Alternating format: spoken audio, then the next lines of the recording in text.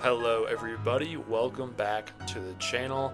In this video I'm going to review my trades from yesterday, March 10th, my younger brother's birthday, so shout out to Leland, happy birthday. And also I'm going to review my trades from today. So yesterday I only took one trade and it was, let me see what it netted me.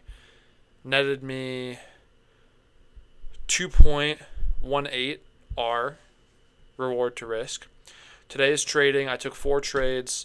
First 2 were negative. I was down 2.42 R. I took 2 more trades that netted 3.25 R. So total on the day, I'm up 0.83 R. Total on the past 2 days, I'm up 3 R. Which my risk size is $75 per trade. So I'm up $226.25.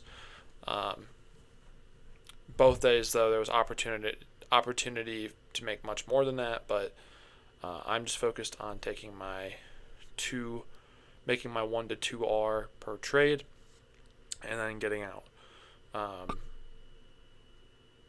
But ideally, I do want to not interfere and let my trades actually run. So I'm going to share my screen now. I'm going to go to the Discord, show you my one trade from yesterday. You can see we pushed up off the open. We turned around. We had our reversal. Bar 6 would have been a good bar to get short, but and I don't know why I didn't get short on that. I probably should have gotten short on bar 6, but we were still inside this opening range. We were at the day's open. We weren't outside of the day's low level yet, so I waited for this consolidation. After bar 12, we had a bar pushing down, closing decisively below the day's open. We're with the 5-minute EMAs. We're with the hourly EMAs. These are bearish. We're at the prior day low. We're below the day's open. So a lot of factors coming together. It's a great time to get short. And I got short here. I did exit too early though. I should have. My initial exit point was around 551.5, and I got out a bit too early, around like 557. So I could have made a full extra R off this. I could have had a 3R day yesterday, but I am not good. And during this time that I let this trade ride, I was out walking my dog. I was off desk, and I just have to be better at letting the trade ride, letting it hit, not being afraid of the outcome. I have to just remember, like, that's why you're not risking as much money, because you don't care about the outcome. You don't want to let one outcome have too much emotional, relevance and power over you. You just want to let your trades ride. It's what good traders do. And if they're uncomfortable, they still don't interfere. They let it ride. The trades I've been most proud of are the trades that I let ride and they go all the way to my take profit, and I don't remove even when I'm uncomfortable. And I probably did that on 30 to 40% of my winning trades last week. But I didn't do it on all of them. I didn't do it yesterday, and I should have, because I would have made more money. Okay, so that was yesterday. Now let's go to today. First bar 1, hammer down bar, and I decided I want to get short off that. Okay, we're below the day's open. We're near the prior day low. We've been super bearish. Market's been dumping, selling off. I don't see any reason why that won't continue. So I got short off once we broke this low. Had to use a very wide stop, like almost a 20-point stop. And unfortunately, I did get stopped out and lost $94 or so. And then I added another contract right at the end, just to increase my leverage without adding too much risk. And I lost like $25 off that. Pushed up, pushed down. We had this hammer down consolidation bar. Got short below, pushed down a bit, then pushed up and stopped me out, and then it pushed way down again. This was a news bar, and I wish I had known there was news today. I I do know that there is news each day, but I was just kind of tunnel visioned. I didn't think about it. I was focused on the CPI tomorrow. Um, it's funny. Usually I wait for CPI day to trade because it has great volatility and price movement and follow through. But today and every single day the past, you know, couple weeks have been trading with amazing high volatility. 5 minute ATR was looking like an NQ ATR at times. Like 25 points is the average 5 minute bar. It's wild. Um, so just very volatile. So I did try to go short here twice, stopped out twice, but it did make a push down. Then we had our pullback. EMAs were still bearish near the prior day low. I thought we were going to try and push down again, so I got short. Realized, hey, after this trade here, I'll be up like almost 2R. So I made like 140, 137 off this push down. 1.83R, good trade. That got me to only down 0.6R, only down $43. We came back up near the top of this level, so I put a stop loss, above this turnaround point, and then I just, sold once we got back to the bottom because I realized, we're consolidating here. It's probably going to try and retest these EMAs before moving up. It's exactly what happened. So I was able to get out, luckily, down here for a little profit. I sold out of this contract just because I didn't want to have too much risk on. I didn't want to lose another $30 if it came against me, which was very likely impossible at the time. So luckily I was able to get out for a profit on that trade. Made $106. That's what put me up green on the day, just under 1R. Then I decided I'm just going to be done for the day. This market's volatile. It's choppy. I don't want to trade in this. Could have got short. If I would have just kept watching, I would have said, this is a really great short. Not too much. Only like 25 minutes later, 30 minutes later, this hammer down. With these EMAs switching, makes sense that we would go back to these lows here, and that happened in like 2 bars. Had some more consolidation here. This is a bearish bar near the lows. Makes sense we might try and break through this level, and that's what happened. And we had another push down, and then we pushed up and rallied pretty strongly up on the day.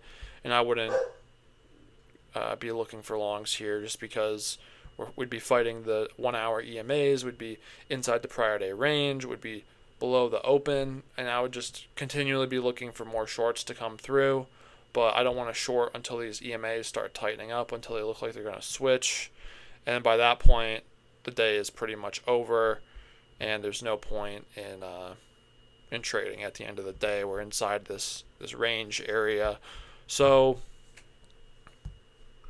yeah, I should have. Today was a hard day. I had the right idea to go short.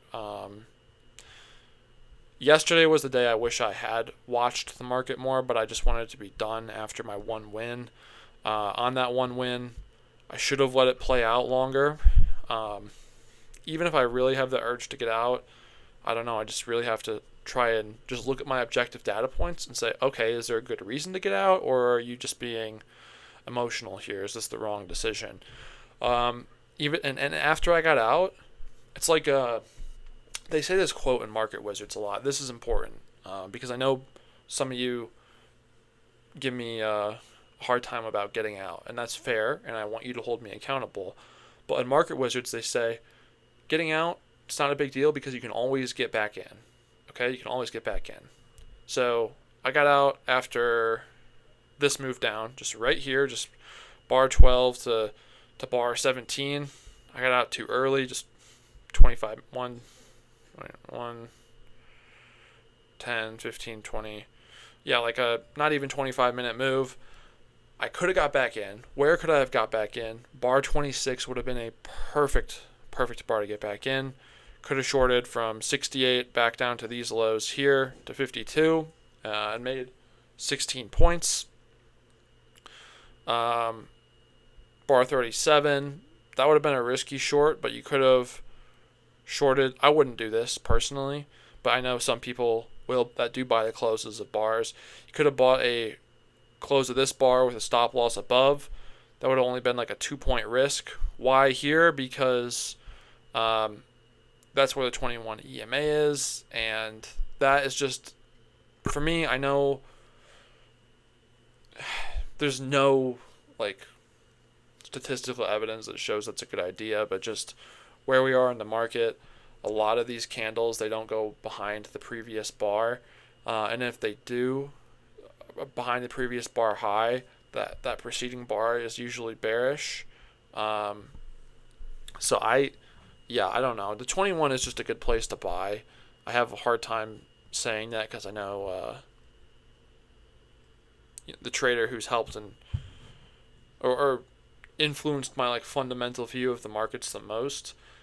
Adam Grimes says that you shouldn't just buy at the 21 EMA, but Al Brooks and I've seen Linda Raschke say it too, that it can be a good place to buy.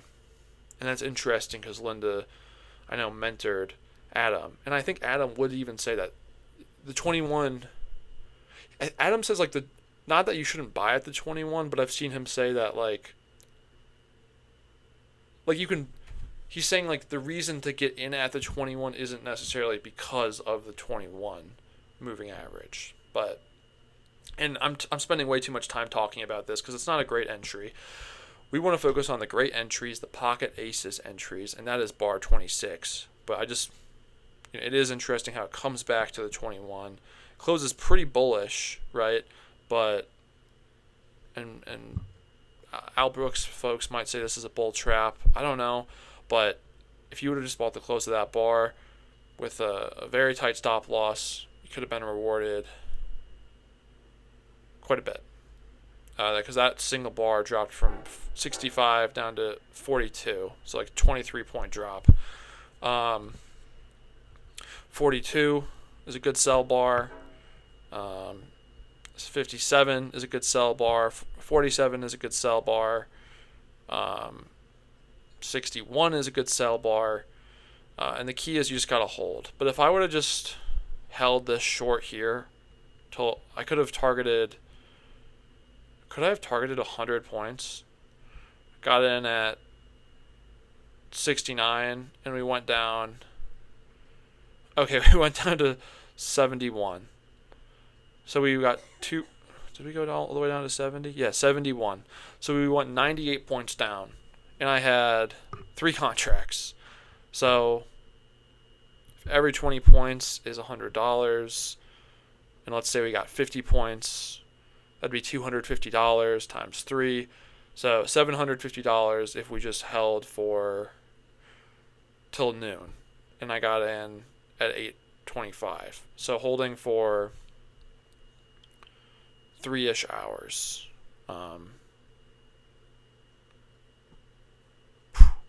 3.5 hours. No, not even, just 3 hours till 11:35. And then after that, it really, kind of capitulated and just waterfalled down another 50 points in a matter of an hour. So, man, this market is wild, but something I really like that Adam Grimes says that will always stay with me is him talking about getting out at 1R and how his trading results got improved once he started exiting at 1R, and not to feel bad about getting out at 1R. So the key is, it's like, I got out, I messed up, I should have held for like 5 more points. I should have let my take profit hit. But there was many more opportunities to get in, so I shouldn't beat myself up that like too much about getting out early. I should beat myself up about not getting these extra trades in. But I had stuff to do, I was busy, couldn't watch the market, and it just is what it is. And you can't watch the market and catch all the opportunities. And I'm still up 2R, it's still a good day, but it could have been much better. And like, to be a great trader, you do kind of have to take advantage of the times when the market is giving out money, because it makes you work for it way harder most of the time. and it made me work hard for it today. I mean, I was short twice, got stopped out twice, and then I made a nice, solid 50-point move down. And then I got short, and it still went against me, but I was able to make money, which is good. And then if I would have tried to get short up here, that obviously would have worked really well. There wasn't a great entry, but I don't know. Bar 31 was an okay entry.